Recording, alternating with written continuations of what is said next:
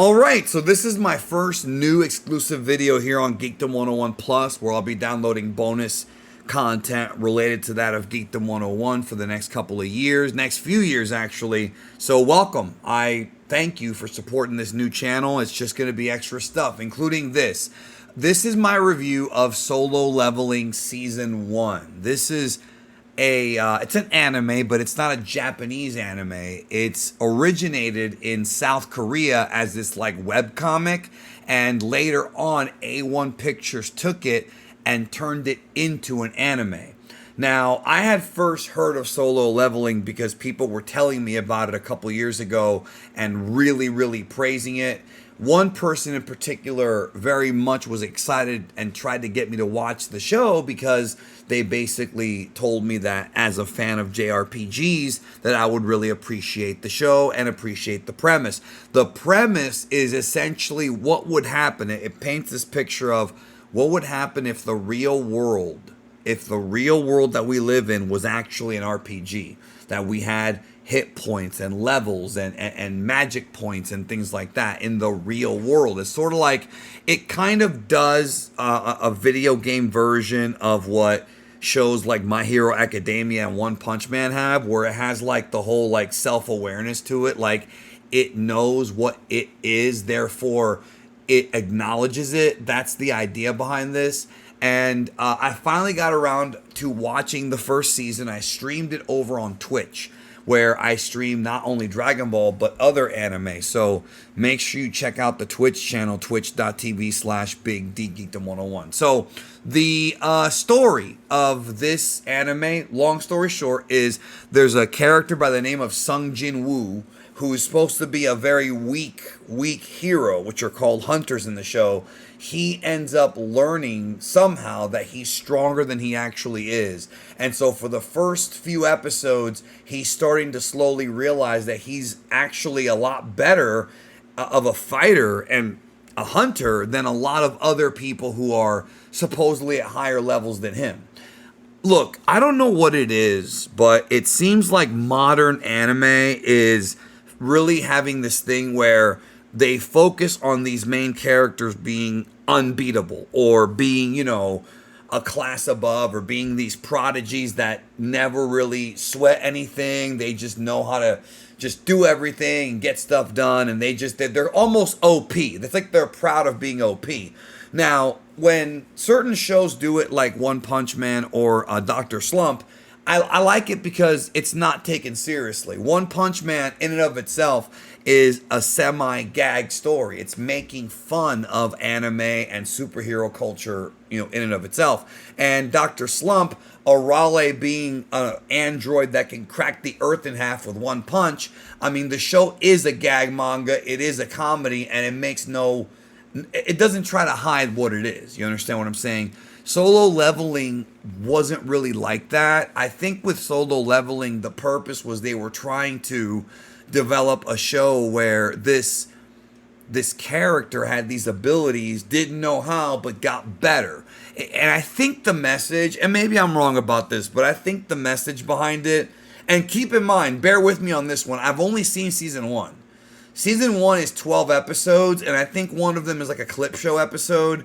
That might have been a bonus episode. But the series for season 1, it seems to be having this message where it's kind of telling you that sometimes in life you don't even know how strong you are, right? Now, and that's a nice message, but here's the issue that I ran into with this show. I do think it was overhyped to me. I think people were telling me about how great it was, and while I was watching it, I was entertained, but I didn't think it was all that great. And I think part of the problem is that when the main character is Mary Sue or Gary Stu or whatever you want to call it, the story lacks drama. They tried to have drama in the story, but I think it lacked it. And I found myself not really relating to any of the characters. Like, I'm watching the show, I'm entertained by how gory it is, and like that's fun stuff, but to me, I'm sort of desensitized on all that. Like, I was watching gory anime back in the 90s, the mid 90s, as a teen, barely a teen. I was a kid. I hadn't even hit the teens yet. And I was watching stuff like Ninja Scroll and Akira, which have really violent parts in them, like bloodbath anime. So seeing that here didn't really affect me all that much. Like, was it cool? Sure, but I've never really been, well, let me take that back. I haven't been somebody who's been all like orgasming over goregasming. I haven't done that since I was a kid, since I was like 13 discovering anime. So watching an anime that's like ultra violent doesn't really increase its likability. What matters to me is the story and the characters.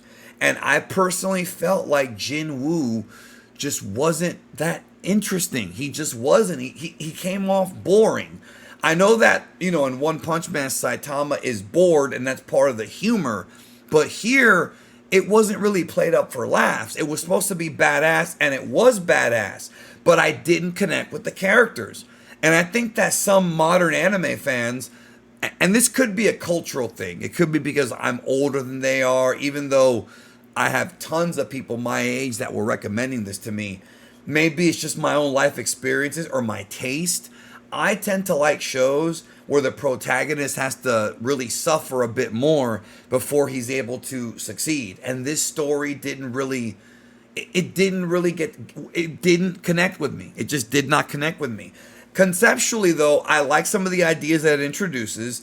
I like the fact that literally menus from RPGs, when you pause them and you look at like your magic and your items and your statuses, are all incorporated into the series. So the character is seeing his own stats. Can you imagine like doing that in real life? The only way to really do something like that is to get blood work done and see what see what your doctor says about like your levels of LDL cholesterol or triglycerides or glucose. Like, that's how you determine your levels. But in this show, everybody seems to have these fictional attributes like attack, defense. So it was very clever when it came to that. I thought that was probably the most clever thing about the show. It's taking this idea of a video game, of living in a real life video game, and just trying to normalize it, while at the same time Jin Woo goes on this adventure where he's trying to discover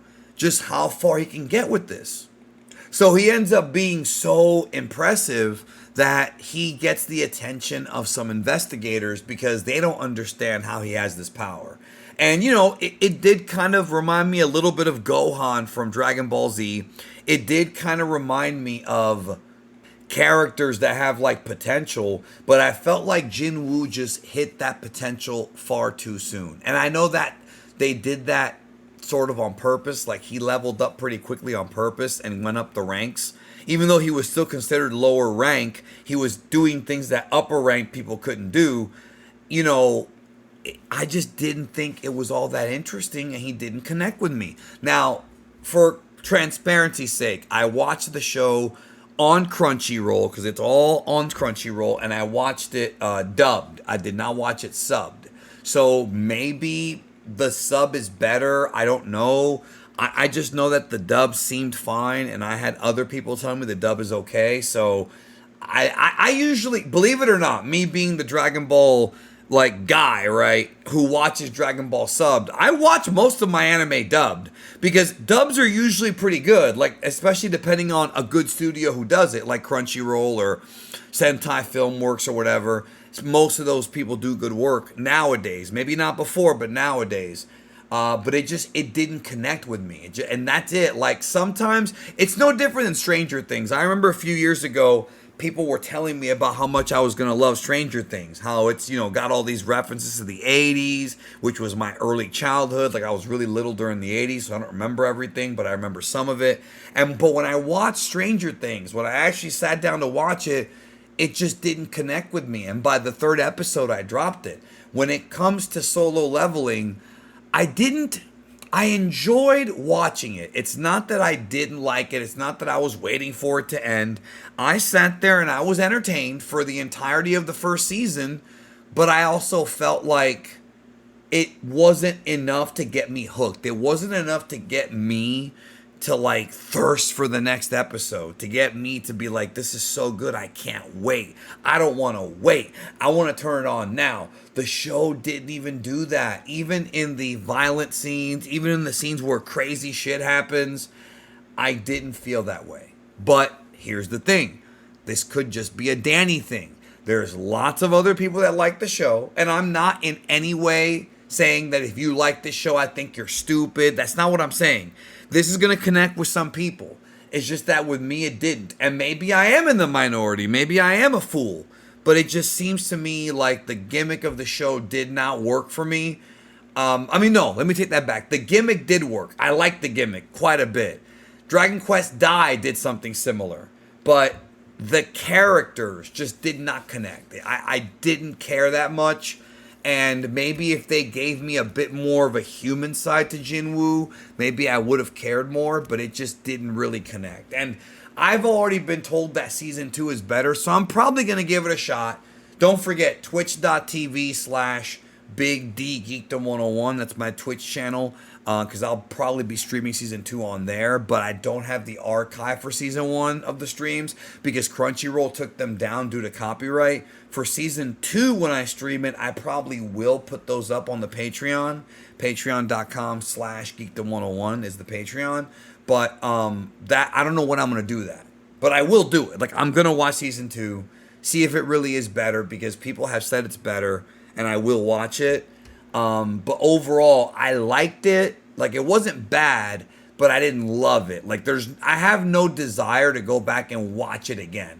No desire to go back and start over. Instead, I'm hoping that season 2 is really good and that makes me feel addicted. We'll see, because the 3rd season is supposedly coming soon. And I think that's going to be the last one because the manga's apparently over. So, and for the record, I have not read the manga. I'm going into the anime not knowing anything. So, those are my thoughts on Solo Leveling. Please let me know in the comments if you agree or disagree. And if you disagree, that's okay. Maybe I missed something. Maybe you can fill me in on something that you think is the reason why it didn't connect. I don't know, but you tell me. I'd love to hear from you down in the comments. Thank you as always for watching us here on Geekdom 101 Plus. Subscribe and take care.